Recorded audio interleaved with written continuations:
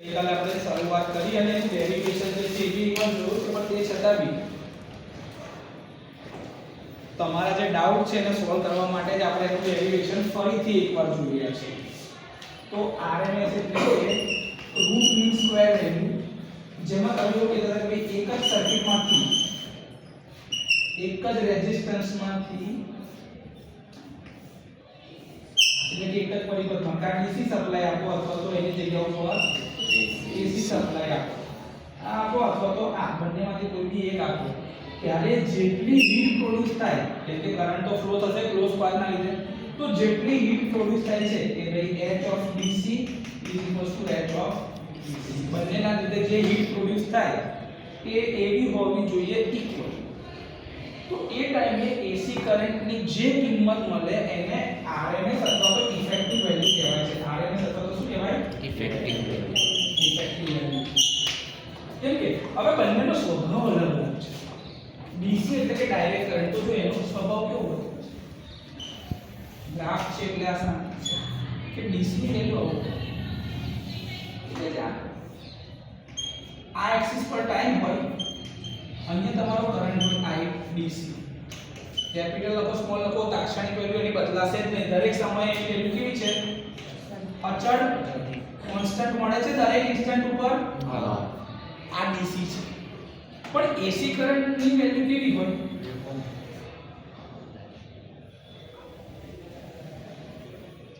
બદલાય છે.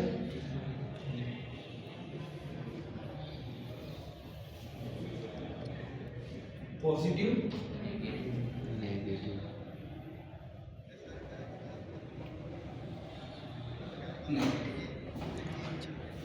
આ 0 આ 180 ડિગ્રી એટલે પાઈ અને આ 2 પાઈ. અહીંયા પાઈ એટલે 180 ડિગ્રી કહેવાય અને 2 પાઈ એટલે 360 ડિગ્રી કહી શકાશે. તો 0 ડિગ્રી થી લઈને આ રીતે અલગ અલગ નેચર છે. તો આ બંનેના લીધે જે હીટ પ્રોડ્યુસ થાય ને એ એક સરખી થવી જોઈએ, તો એ કિંમતને RMS કિંમત કહે છે. તો સર હવે ધારો કે મારે હીટ કેટલી પ્રોડ્યુસ થાય છે, રૂટ મીન સ્ક્વેર. તમે જો આ જેટલી હાફ સાયકલ પોઝિટિવમાં છે એટલી જ હાફ સાયકલ નેગેટિવમાં છે. તો મારા જેવું કહી શકાય કે આટલાની ઉપરની જે કિંમત મળે એવરેજ આટલાની અંદરથી તમે કાઢો છો તો મીન વેલ્યુ કેટલી થઈ જશે? આટલા પરથી શોધાય હા કે ના? હા. તો મેં આના ઉપર તમે આવી રીતે ગણવા જાઓ છો તો કેટલા ભાગ પડી શકે છે? સાહેબ તમે ચાહો એટલા ભાગ પડી શકે. આવી રીતે પડી શકે? કોઈ એવું ધારો કે n નંબર ઓફ પાર્ટ પડે. કેટલા? n.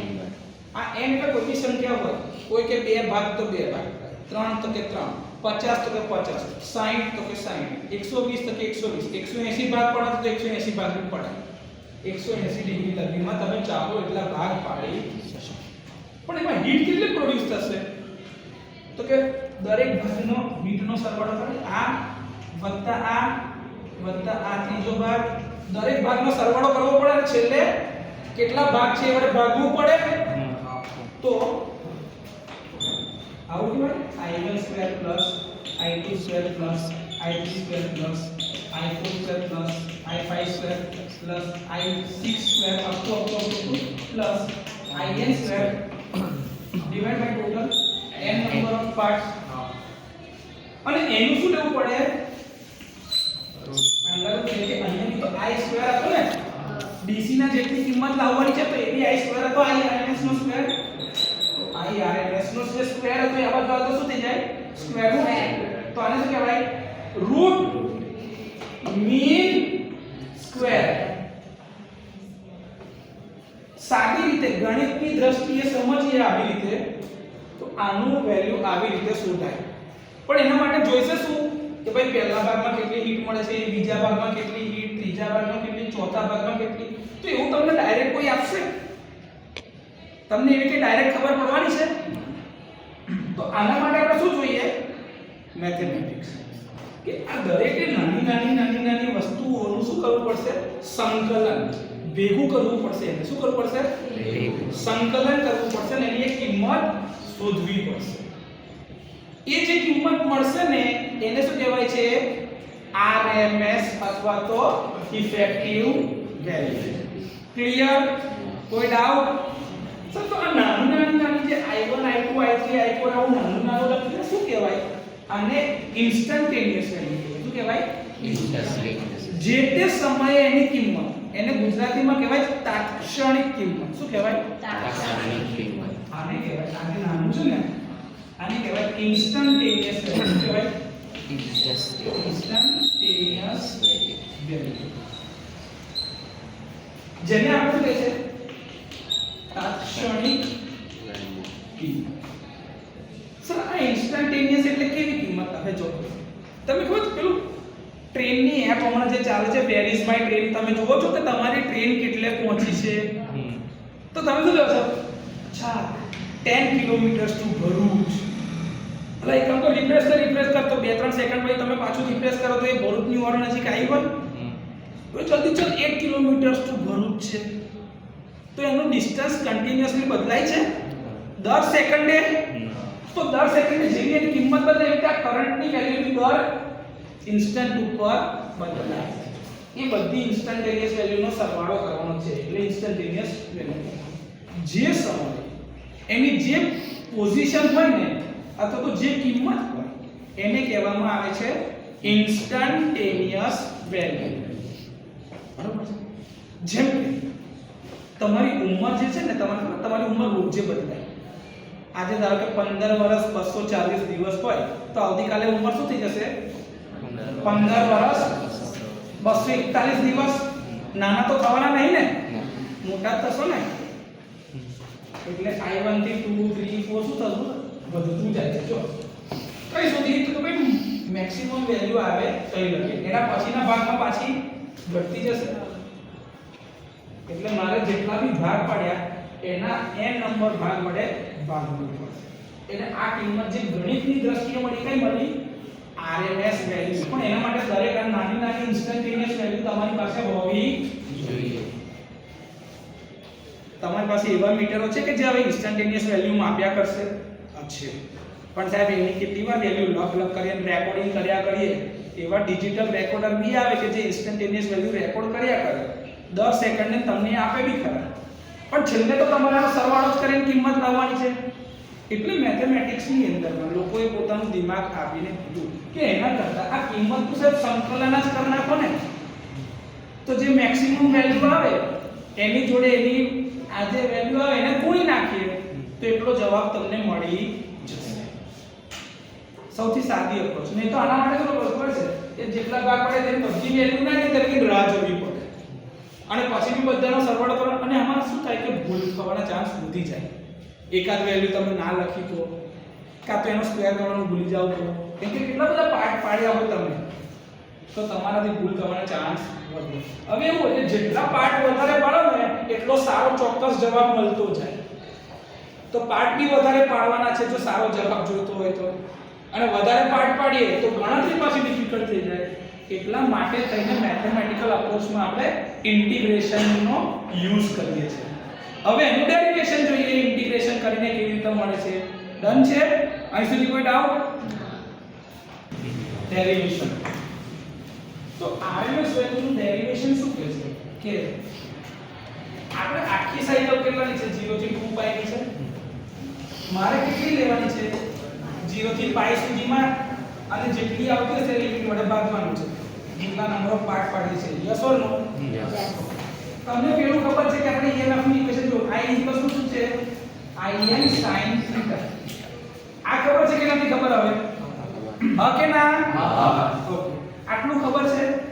મારે આની RMS વેલ્યુ શોધવાની છે.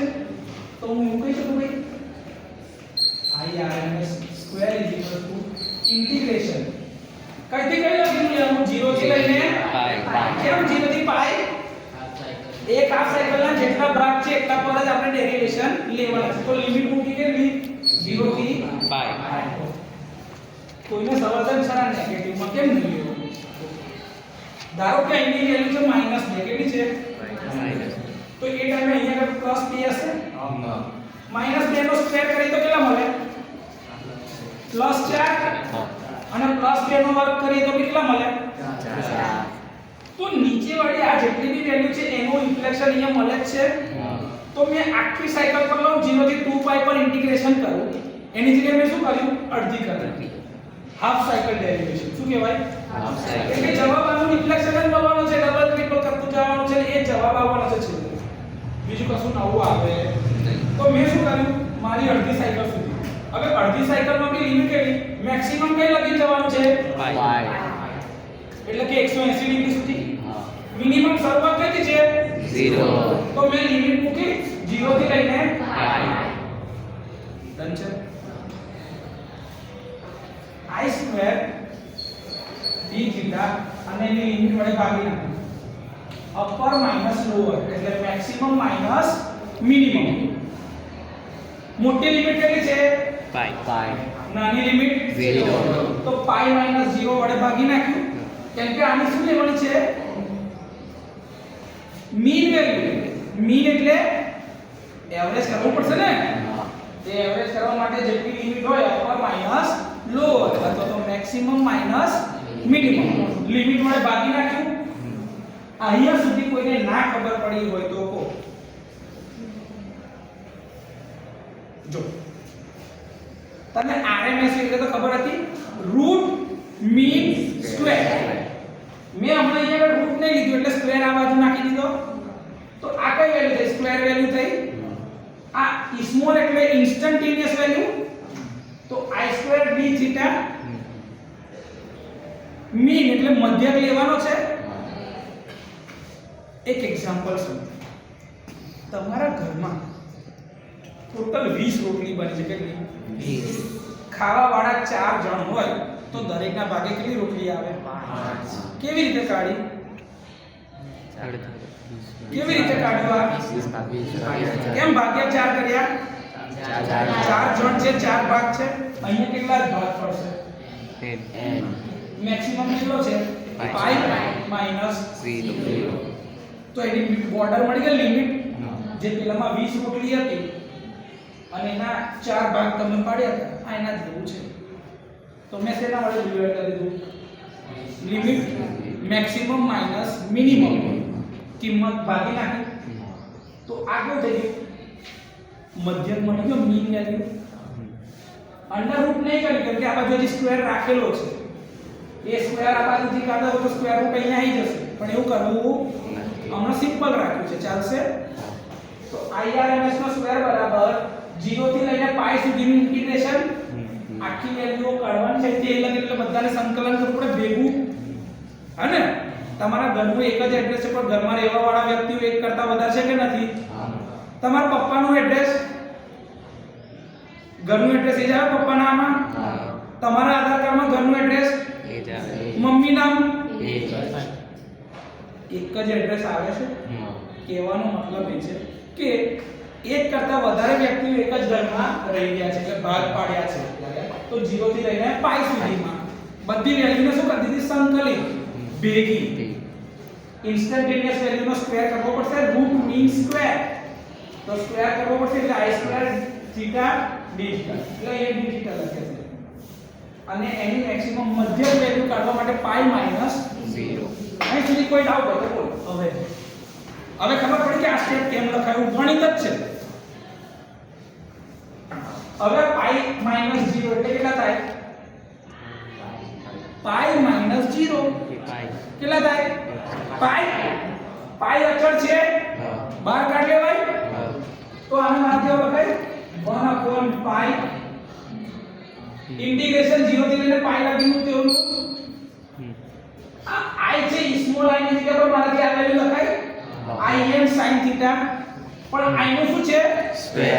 તો મારે શું લખવું પડે? Im square sin square theta લખાય. પાક્કું લખી નાખું. તો લખું છું કે Im square sin square theta અને પછી શું છે? d theta. ડન છે. આમાં કોઈને હવે ના ખબર પડી તો કહો. ખાલી કિંમત ત્યાંથી ઉછીને શું કરી? શું કરી? 6 આવડે? હવે પાછું આ Im તો એક વેલ્યુ ફિક્સ જ છે મૂલ્ય. આ બદલાશે સમય સાથે? બદલાય? તો અચળ છે બહાર કાઢ લો im નો સ્ક્વેર અપોન પાઈ 0 થી લઈને pi sine square theta d theta આટલું તો ના જ ખબર પડે ખબર આમાં કશું હવે નવું છે કે જે ના ખબર પડી હોય હવે sin સ્ક્વેર થીટા છે તો સ્ક્વેર નું સંકલન નહીં થાય તો એનું સંકલન કરી શકાય એવા રૂપમાં એને પરિવર્તિત કરવું પડશે તો મેથેમેટિક્સમાં sin સ્ક્વેર નું એક બીજું રૂપ છે આવું sin સ્ક્વેર થીટા બરાબર 1 cos ડબલ બાય 2 શું કહેવાય 1 cos ડબલ બાય 2 એટલે sin સ્ક્વેર થીટા જગ્યાએ શું થાય 1 cos 2 થીટા ડિવાઇડ બાય 2 આ જગ્યાએ છે cos સ્ક્વેર હોત તો 1 cos ડબલ બાય 2 આ સૂત્ર છે આવું ગણિત છે સ્વરૂપ છે આવા મેથેમેટિક્સ છે પણ એ બધાના ડેરિવેશન અત્યારે મારાથી તમને શીખવાડાશે નહીં કેમ કે લેક્ચરની લિમિટેશન છે મારે તમને આ કોન્સેપ્ટ જ શીખવાડવાનો છે તો sin સ્ક્વેર ની જગ્યાએ આવું હોય ને જો ભૂલથી બી કોઈક જગ્યાએ cos સ્ક્વેર થીટા જાય તો તમારે આવું લખવું પડે 1 cos 2 થીટા બાય 2 બરોબર છે જો સંકલન કરવાનું આવે તો સ્ક્વેર વાળી વેલ્યુનું સંકલન થાય એના માટે એનું એવું સ્વરૂપ લેવું પડે કે જેનું સંકલન કરી શકાય તો આ કિંમત હવે એને સમ કરી દઉં હવે સ્ક્વેર ની જગ્યાએ સાદું આવી છે ને cos 2 થીટા બાય 2 સાદું તો લખું I square by pi 0 થી pi 1 cos 2 theta by 2 d theta આવું ના જ કહેવાય ને હવે તો મેં ખાલી જે કિંમત શું કરી પૂછકીને મૂકી આવડે પાકું તો અહીં લખી નાખો તો લખી બાય પાઈ 0 થી પાઈ અને આ sin સ્ક્વેર ની જગ્યા પર એની વેલ્યુ મૂકી દીધી આપણે એનથી આગળ જઈએ હવે આ 2 કોન્સ્ટન્ટ છે અચળ બહાર કાઢ લેવાય ઓકે તો હું ઇક્વેશન માં લખું im સ્ક્વેર બાય 2 પાઈ 2 બી ગુણાઈ જાય ને એટલે 2 પાઈ ઇન્ટિગ્રેશન ઓફ 0 થી pi 1 cos 2 theta by d theta આઈ કીધું તો હારું ના બોલ્યા કેમ કે પગડો કઈ રાખી તો છે કોમન હવે છે જ નહીં પગડો ઓકે હવે આ બંનેનું આપણે શું કરવાનું છે સંકલન શું કરવાનું છે સંકલન તો શું થશે im સ્ક્વેર 2 પાઈ 1 નું ઇન્ટિગ્રેશન શું થઈ જશે થીટા શું થઈ જશે થીટા આને છોટું છોટું બી કરવું હોય તો કરી શકાય ને ઇન્ટિગ્રેશન માં બાદબાકીમાં છોટી છોટી ઇન્ટિગ્રેશન કરી શકાય પણ એ ટાઈમ કન્ઝ્યુમિંગ છે એટલે બધું એક જ વારમાં લઈ લો તો 1 નું ઇન્ટિગ્રેશન શું થઈ જશે થીટા cos 2 થીટા નું ઇન્ટિગ્રેશન શું થઈ જશે sin શું થઈ જશે sin થીટા ડેરિવેશન માં તો શું થાય માઈનસ cos નું વિકલન માઈનસ sin અને cos નું સંકલન sin તો મેં શું લખ્યું minus sin 2 theta divided by 2 જે યાદ આવે વિકલનમાં જે ગુણાયેલો તો પેલો ઓમેગા તો ઓમેગા વડે ગુણવાનું ત્યારે મેં કીધું હતું કે સંકલન આવશે તો જેનું સંકલન કરતા હોય એની સાપેક્ષે એની આગળ જે ગુણાયું હોય એના વડે ભાગવાનું તો ભાગી દીધું લિમિટ કેટલી છે આની 0 થી લઈને પાઈ હજી કિંમત તો મૂકવાની ને આ તો આપણે શું કર્યું હવે સંકલન કાઢ્યું પણ હજી આમાં કિંમતો તો મૂકવાની ને એની કિંમત શોધવી નહીં પડે આપણે ઓકે im સ્ક્વેર અપોન 2 પાઈ એવું એવું છે થીટા ની જગ્યાએ શું મૂકાય પાઈ તો પાઈ minus 0 upper minus lower limit મૂકાઈ ગઈ આની વચ્ચે શું છે હવે માઈનસ sin 2 થીટા ની જગ્યાએ શું મૂકાય sin 2 pi by 2 minus sin 2 into 0 by 2 આવું કહેવાય કે ના કહેવાય મેં ખાલી કિંમત મૂકી દીધી અપર માઈનસ લોઅર બે માં મુકાઈ ગયું ઓકે ચલો im સ્ક્વેર અપોન 2 પાઈ એવું છે પાઈ માઈનસ 0 એટલે તો ડાયરેક્ટ પાઈ લખી દો minus sin 2 pi by 2 sin 2 pi પર sin ની વેલ્યુ કેટલી છે 2 પાઈ પર sin ની કિંમત કેટલી છે 0 તો અહીંયા આપણે લખાય 0 માઈનસ sin 0 પર કેટલો છે 0 તો 0 માઈનસ 0 સાહેબ કેટલા થશે 0 માઈનસ 0 શું થાય 0 એટલે રહી શું કયું હવે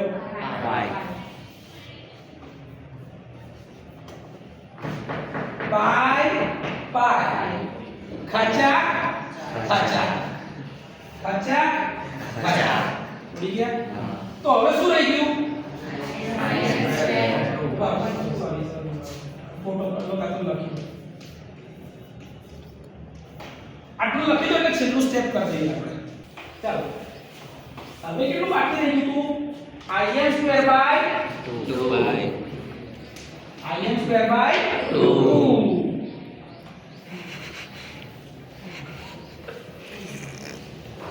મારે શું જોઈએ છે irms ની વેલ્યુ છે ને આ તો irms નો સ્ક્વેર છે તો irms ની વેલ્યુ શું થઈ જશે સ્ક્વેર રૂટ માં in square by 2 ઉપર વાળા કૌંસમાં સ્ક્વેર અને સ્ક્વેર રૂટ ઉડી જશે તો શું રહી જશે અને નીચે અંડર રૂટ 2 કોણ રહી જશે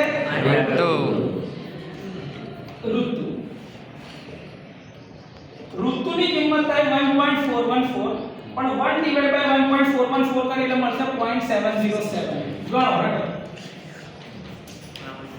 im divided by 1.414 is equals to કેટલા મળશે 0.707 im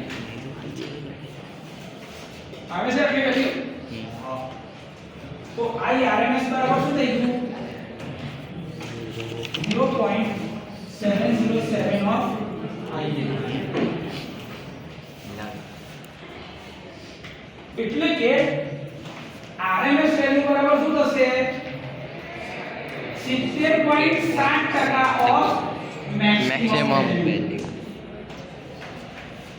મહત્તમ કિંમતની 70.7% કિંમત જે આવશે એ તમારી RMS વેલ્યુ હવે સમજો તમારા જે પ્લગમાં જે સપ્લાય આવે છે ઘરે સિંગલ ફેઝ AC માં એમાં RMS વેલ્યુ કેટલી આવે છે 230 વોલ્ટ RMS વોલ્ટેજ ની દ્રષ્ટિએ એટલે કે જો IRMS હોય એવું VRMS કહેવાશે ને એવું ERMS કહેવાશે હા કે નહીં તો 230 વોલ્ટ 0.707 into VM તો VM બરાબર શું કહેવાય 230 divided by 0.707 325 230 divided by 0.707 કરો ને 325.1 300 ને 25 વોલ્ટ ની આજુબાજુ એની મેક્સિમમ વેલ્યુ નથી આ પીક વેલ્યુ છે પણ જે તમારા પ્લગ માં મળે છે સપ્લાય દરેકના ઘરમાં આવે છે કઈ વેલ્યુ આવે છે RMS વેલ્યુ ઇફેક્ટિવ વેલ્યુ ઘરમાં મળે એ કેટલી છે 230 આવડે પાકું લખી